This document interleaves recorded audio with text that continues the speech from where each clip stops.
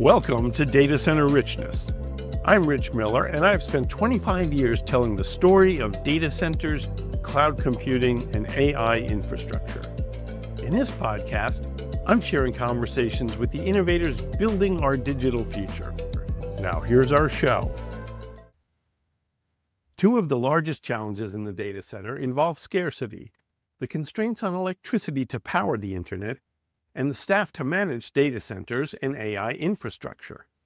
On this edition of Data Center Richness, we'll look at solutions for both these challenges with our friend and frequent colleague, Bill Kleyman. I've worked with Bill at Data Center Knowledge and Data Center Frontier, and Bill is currently the CEO of Apolo, an AI platform and infrastructure company. Many in the industry know Bill as the program chair and MC for Data Center World, one of the oldest and largest industry conferences. In our conversation today, we explore how nuclear power has become a key priority for the data center industry and the focus of a keynote panel at Data Center World, which Bill will moderate. As a millennial on the front lines of data center staffing, Bill also shares some insights into how we build the workforce of the future. Bill Kleyman, welcome to Data Center Richness. This is rare, Rich. I'm speechless to be not only your guest, but an inaugural guest. Thank you so much for having me here. Aside from seeing your beautiful face and hearing your voice, what an amazing platform, and some content that we're going to be talking about is just so exciting. For those who have seen me and have met me, great, you understand this level of energy. And then for those who have not, I promise this is natural. I'm actually not drinking any coffee anymore. Taking a little break. This energy is all from my newborn, who's hopefully sleeping right now in the other room.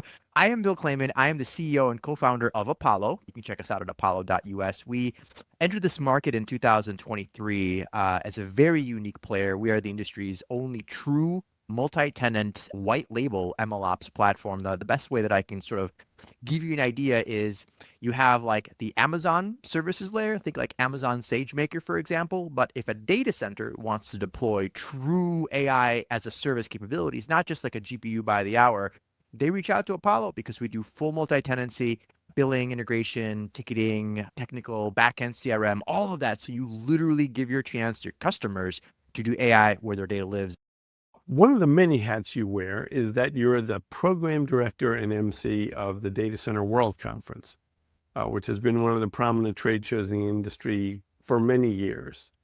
And you will be moderating a panel all about nuclear energy and data centers. That's an interesting topic because just 3 or 4 years ago, nobody really wanted to talk about nuclear energy in the United States. And then some folks in the data center industry began whispering about it. But over the past couple of years, suddenly it's become kind of front of mind.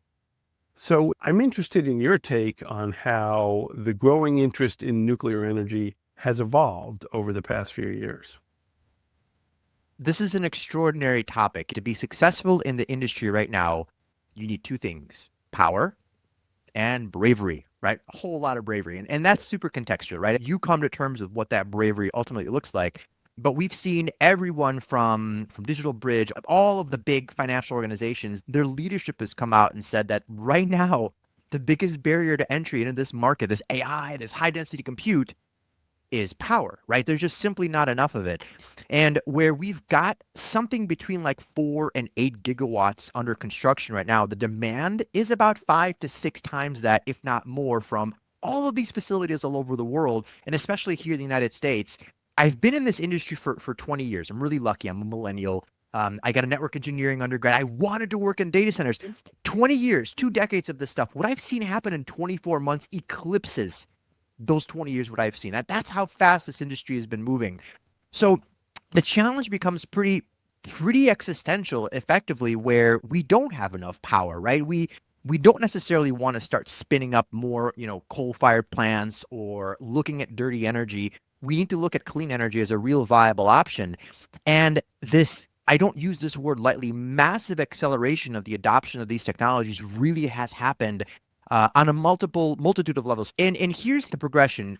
We just a couple of years ago, this topic of conversation around nuclear technologies was, Bill, we love your energy. We think that clean energy is where it's going. but you're talking like 10 to 15 years from now. And lo and behold, on the keynote stage, it's going to be Kairos Power, the head of Google's clean energy and decarbonization. But this isn't a project for 2040. It's not a project for 2035. This has a go live date for 2030. We just spoke with the C-level folks over at Dominion Energy, and they're like, Bill, we're doing SMRs too, and these are going to be supporting large hyperscale environments as well. When we start to see traditional build outs, actual land acquisition sizes of 100 megawatts or more becoming normal, that's insane. That's an extraordinary amount of power that we need to be able to deliver. And the reality of the situation is that a lot of the market is starting to adapt rapidly to the more emerging critical solutions where we're grappling with these power constraints. It's almost an existential situation. So the specific chat that we're going to be talking about is going to be in October 2024, Google signed an agreement with Kairos Power to purchase upwards of 500 megawatts of nuclear energy via PPAs. And we're going to talk about that, how the very first planned reactor deployment is going to be in 2030. And it's extraordinary how fast this has come. There's been growing government support, right? And this is not a political statement. We've seen across administration where multiple administrations have said that we in the United States have to create power security, right? We have to create an architecture where we can support the growing elements of AI. Number one and number two, multiple administrations certainly don't want to get lapped by China and others who are also investing very heavily in artificial intelligence and developing of these systems. So now you have government support. And then last year at the Data Center World Nuclear Workshop, we had like a half-day workshop on it. We had people from INL, Department of Energy, and the conversation, and we're actually doing it again this year, was not ethereal, was not, these are so cool, they're not going to melt down, this is how much it costs. Here's how you get a permit. Here's how you overcome objections. Here are the grants available from the government. Here are the facilities and folks that are licensed to build these things and how they're going to be built out. Here's what waste disposal looks like. Here's how you work with communities and people in that local area. So practical deployment strategies of these technologies are happening now. 5 years. 5 years in this industry is a blink. One of my board members, Peter Gross, always says that the data center industry loves innovation as long as it's 10 years old. That's it. We don't have 10 years anymore. We have like a blink of an eye. Obviously, speed to market has become a major issue. In fact, it's probably the primary issue for many of the hyperscalers who deploy all of these new technologies, which require massive compute at massive scale. And yet we also have so many of the areas of the country where there are power constraints, which is why folks are looking at new approaches to energy, including nuclear, which is of interest because they want something that's net zero, and the availability of wind and solar is a challenge at the moment. So I made a list of some of the projects that have been announced where companies are looking at nuclear energy or working with the nuclear technology companies. The list includes Microsoft, Oracle, AWS, Google, Meta, and even some of the multi-tenant providers like Equinix, Switch, Sabi, and Endeavor, which runs the edged data centers. So there are a lot of irons in the fire here, both in terms of tapping energy from retired nuclear plants, such as in the case of Microsoft's deal to buy energy from 3 Mile Island, as well as working with the small modular reactor companies and virtually everything in between. One of the interesting things about the data center industry is that we've seen lots of folks coming from the nuclear submarine industry. And most of these folks, of course, think nuclear microreactors are safe. So in terms of the landscape for nuclear, it seems like there's some work on the short term trying to work with the existing infrastructure and existing nuclear plants, as well as this other future technology piece involving small modular reactors. How do you size up the way that the data center operators and their customers can think about how nuclear fits and when it arrives? This is an existential moment in our industry, and the conversation we're having is not a nice to have. That's really important for folks to understand. When one of my partners, for example, so Scott Data Center out in Omaha, Nebraska, they heard me speak at Data Center World, and then they're like, Bill, and they're traditional colo, all of their customers are enterprises, no hyperscale. And they're like, Bill, we want to capture this AI business, right? They deployed Apollo, but what they did is they went through that power and bravery journey, right? They were a traditional air-cooled facility, and they went from 10 to 15 kW per rack, which is not bad, to 70 to 80 kW per rack by putting motivator rear door heat exchangers, really increasing the density, creating this extraordinary architecture that could all of a sudden handle AI. But they went on a journey. That journey, just like how we have reached the limit of physics, how much air can dissipate heat from mechanical equipment. I'm not saying airflow is going away by any stretch of the means, but we have to adapt. Let's convert that to power, this conversation around energy. You have to adapt. And it's not just nuclear. Rich, and everybody listening in Western Texas, I remember Yuval Bashar from ECL is doing a hydrogen architecture out there.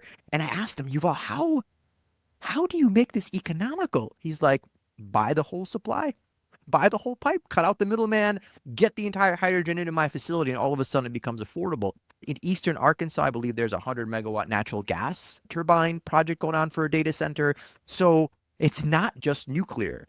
But to that extent, Rich, I'm going to challenge you a little bit more. Yes, from the colo side, yes, from traditional data centers, and yes, from hyperscalers. But this is not the end of these technologies. There's a really cool nuclear system. They're called Radiant Nuclear. If you haven't heard of them, holy cow, check them out. They are generating electricity of just shy of 2 megawatts of nuclear power. And the goal there is to replace diesel generators in all these remote locations for hospitals, for military installations, and for data centers. So imagine for a second with me, it's a little SMR, 2 megawatts, that fits on the back of a semi-truck. They bring it, they park it, you run it, and then when it's done, they put it on the back of a semi-truck and they haul it off.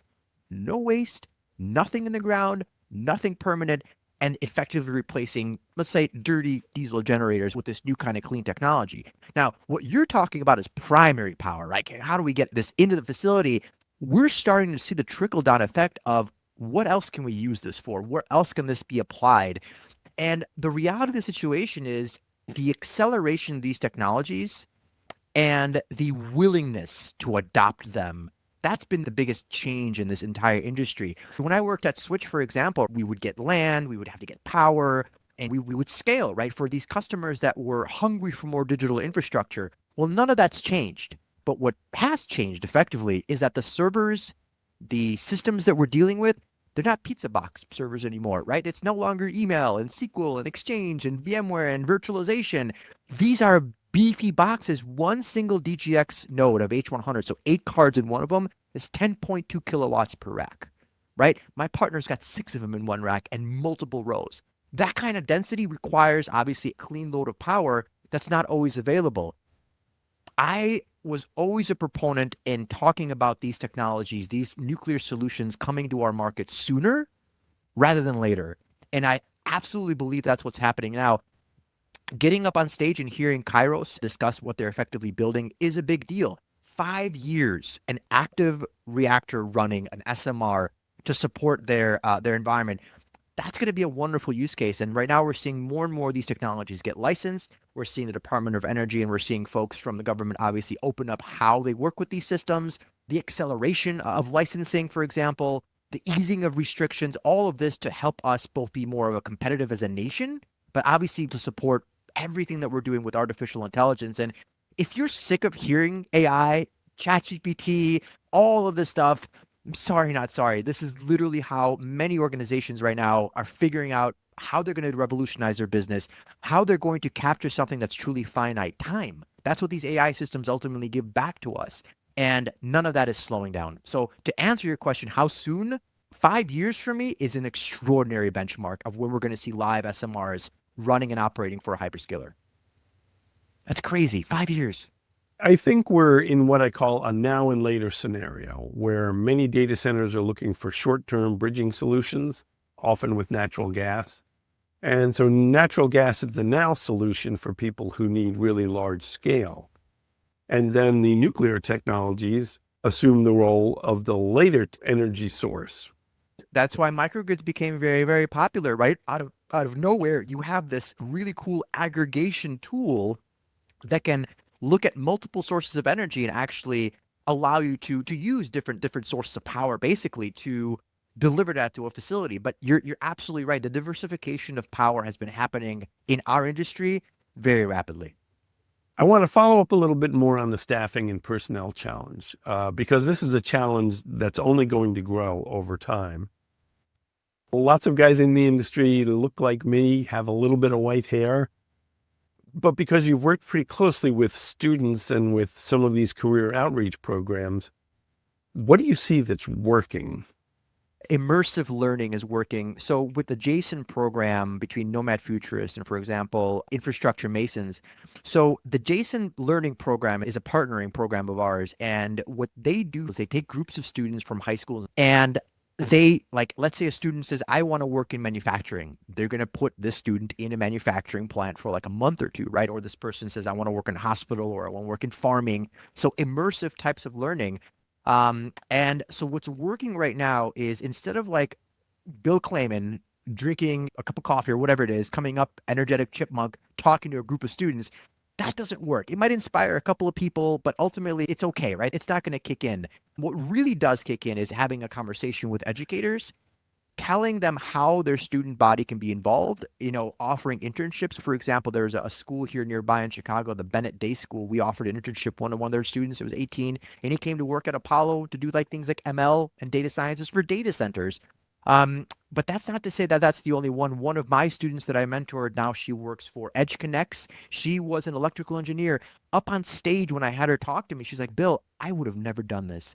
I never in my life thought that I could apply my skill set and what I've learned to this industry, but now I'm here designing power infrastructure for distributed environments, and it's so freaking cool. Back to the point, what works to get to these students? You have to be immersive, you have to speak their language.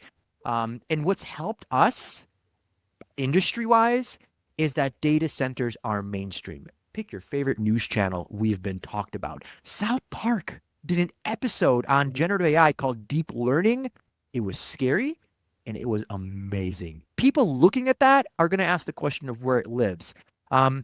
That's been a big element. The other one that we've learned about, and this is a kicker here for everyone listening, we can't start at the college level anymore. We can't. We go talk to the students. We talk to some of them. A lot of them already have an understanding of what they want to do. And we learned that the hard way.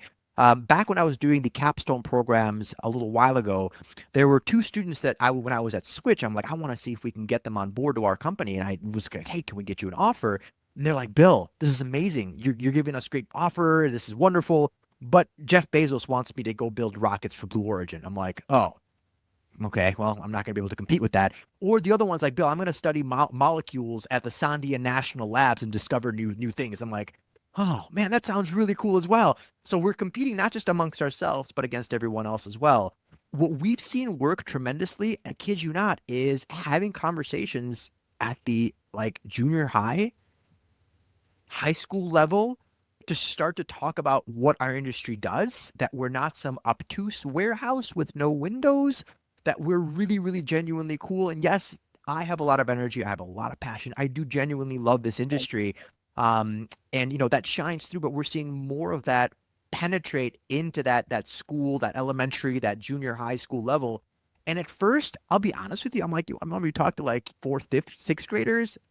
It works. It works. It gets their brain going. It gets them introduced to STEM programs, understanding where they can apply their skill sets, because electrical, mechanical, civil, computer engineers all have a future in our space. I remember a civil engineer came up to me. It's like, Bill, you think I can work in a data center? I'm like, we need roads. We need pipes. We need water coming in. This thing, I can't build this stuff. There's literally pipe and supply companies out there that solely focus on digital infrastructure where you can directly help. And for them, it's eye-opening. It's so cool. So, Bill, when you work with younger students who are in high school, junior high school, and even elementary schools, how important is it for them to actually visit a data center and go inside and see the facility and what it is that happens there? Some data centers are private. Some data centers are going to be private. Some data centers are beautifully tourable. Come on, Switch data centers. One of the most beautiful designs I've ever had a chance to work with, right? I'm not there anymore. I still have wonderful friends there. High fives to the success of that team, but holy cow, it's really freaking pretty. And if you want to inspire a group of young people, Go show them a switch facility, whether it's the pyramid, whether it's, a core facility, it doesn't matter. Show them what they've built and you can become inspired. There's other facilities, for example, out in Europe that are built into like a cave or a church, for example, all of these really cool architectures. And here in the United States, my friend Phil Koblentz, who is one of the co-founders of Nomad Futurist, he's openly had me tour his NYI facility. He's like, Bill, take videos, talk about this stuff, show people what we're doing. And interestingly enough, like if you tour, you'll know that they have a data center mascot. They've got a little toad in the office. His name's Hypno Toad. It's hilarious. He's really cute. I've never seen a pet mascot in a data center, but that was a first for me.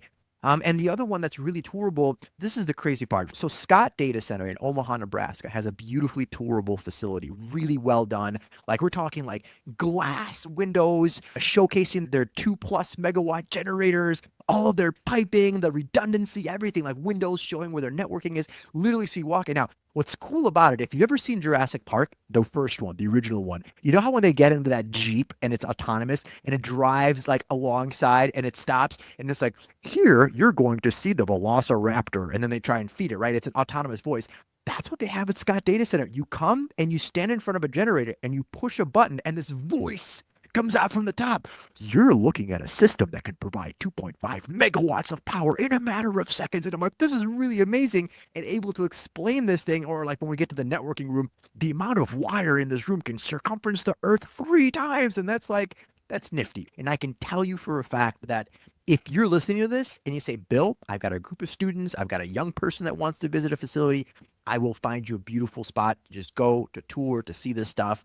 It has become much easier to do this. And it also is, I use this word again, an existential situation. Ageism is not a thing for me. I had a chance to learn from all sorts of different kinds of folks, but you're right. And it's in the AFCOM State of the Data Center report where like the average age of our respondents is more than me, right? I'm 40 and it's in the 50s and 60s. And usually the amount of experience you see like 20 to 30 years and then a giant gap and then like 2 to 5 years. And those are the statistics that I'm seeing out there. And that's not great. That's really scary because ultimately I'm the one who's going to be hiring the future generations and I need them to know about us.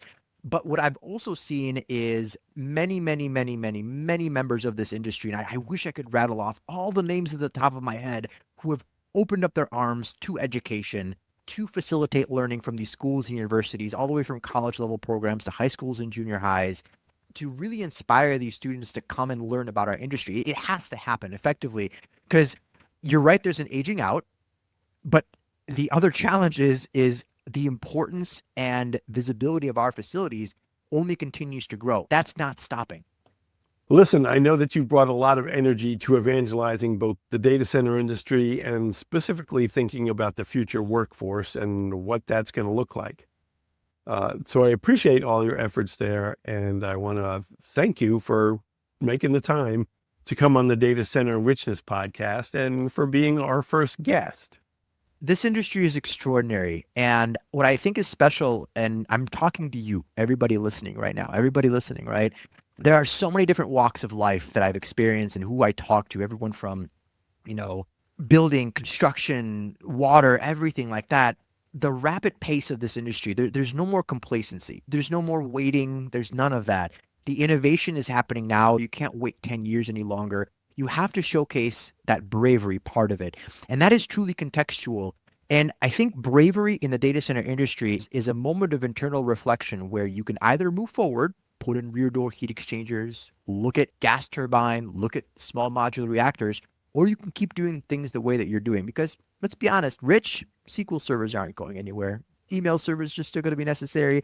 Application virtualization is still going to be a thing. If you're happy deploying those pizza boxes, that's fine. Organizations still need traditional workloads, period.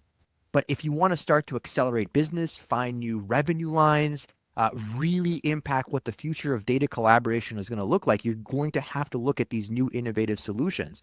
So my big gold nugget to you is, yes, you'll need power. We'll find that eventually. But what does bravery look like to you? What does bravery look like to your organization? And that is a really difficult question to answer because bravery could be scary, right? Deploying these systems is a risk, but it's got to happen. It absolutely has to happen. I've never seen the pace of this industry be so vicious. I don't know what else the word to use, as I've seen it in the past 24 months. GTC is happening as we're recording right now. And the only reason I'm not there is because, again, I got a newborn. I took a couple notes, Rich, and this is just to kind of put it in perspective. There's going to be a massive jump from the current largest AI supercomputer, which is actually xAI's Colossus, made up of 100,000 NVIDIA Hopper GPUs.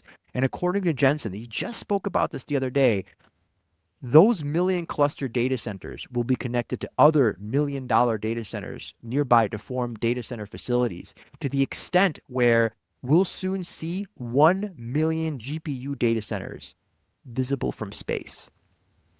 I don't know if that's what we end on, is that our industry goes from look at that nondescript warehouse by the highway to a South Park episode to, oh my God, that's a data center that I can see from space. Thanks to Bill for the conversation, and thanks to everyone for listening. If you like what you heard, please be sure to subscribe to our show and to give it a like. I really appreciate your support, which will help us build our podcast and bring you more data center insights. So until next time, thanks for joining us on Data Center Richness.